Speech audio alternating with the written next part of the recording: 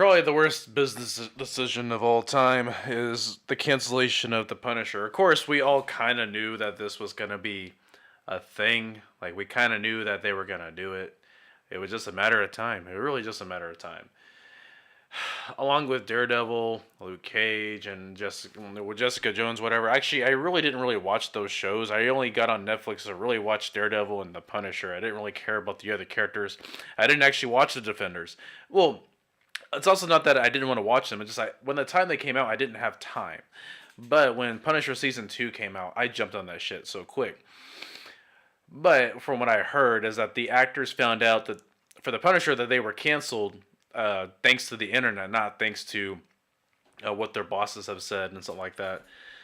Which really sucks because I really liked this Frank Castle. Like, I really did. Between Daredevil and The Punisher, I felt that the Punisher TV show was better, in my opinion. Yes, I did like the Daredevil TV show a lot. Like, I liked it a lot. And I think season 3 was like their highlight. My only problem is they didn't really give Bullseye his full outfit because he was wearing the Daredevil outfit like the entire time. Which they actually gave him the Bullseye outfit, which I think that's what they were aiming for. Still, it doesn't hide the fact that I think this is a terrible choice. Of course, we know why they're doing this because Disney is going to come out with their own streaming service for Marvel related TV shows and stuff like that. Maybe more Marvel movies and stuff like that, which which is cool. But at the same time, is such a downer because, like I said, I really liked this version of Frank Castle. I felt like this was more grounded, and this really relates to a lot of veterans. Like this, the Punisher, and I've heard a lot of people complain about this, like, oh, the Punisher TV show was just about veteran PTSD story. Well, I hate to break it to you, but the Punisher always had PTSD.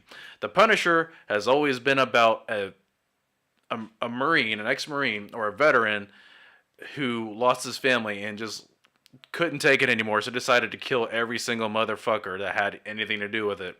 That's the Punisher story, and that's a story that we can, in a way, relate to and understand. Uh, no, this isn't like a typical superhero story. A lot of people say that Batman is the most realistic superhero, but no, one can argue that actually the Punisher is probably the most realistic superhero. He doesn't go on any special training. He was a U.S. Marine, which is, a lot of people can be a U.S. Marine. Not everyone, because, the few, the proud, the Marines, which, like, that's just the point I'm getting at. It's like, it's probably the most realistic version of a superhero you'll ever get is the Punisher. Not that I agree with his methods because he does go over the top. I mean, when I go over the top, I mean like heads explode and stuff like that. But still, like you understand his character, you understand the reason why he's doing it. So when I hear people saying like, "Oh, the Punisher TV show was just about veteran PTSD," I'm like, I really want to ask you, like, what did you think the Punisher was even about? Did you even read the comic? Yeah, he was always like that. The only difference between this Punisher and the Punisher comic book is that the Punisher in the comic book wore this weird blue jumpsuit with these white gloves, but I do like this Punisher that where he just basically wears like a vest or a shirt with all black. That makes sense to me. But this version of Frank Castle, I can relate to on so many levels because I'm a veteran too. And that's what I'm kind of bummed out that they did cancel this show. Like, I really want to see what happens with this character of Frank Castle. Of course, they have an opportunity to, make more story about this particular character. But at the same time, if you watch season two basically it can close the door easily for the story of Frank Castle. It can just end right there. Just after that, he just becomes like the actual Punisher and just goes after anybody he can find that has to do with like violent crimes. That's this story of season 1, season 2 is basically just the origin story of Frank Castle as the Punisher, which I can accept. I just at the same time I'm bummed out about it because between the movie of the actually there were two movies of Punisher from what I remember. No, not two. There was three. There was one back in the 70s. I don't think anyone really remembers that. I watched that movie, and it wasn't really that good. And then there was the one with, what's it called, the Rome actor, and then the other one with, oh my god, I'm forgetting these actors' names.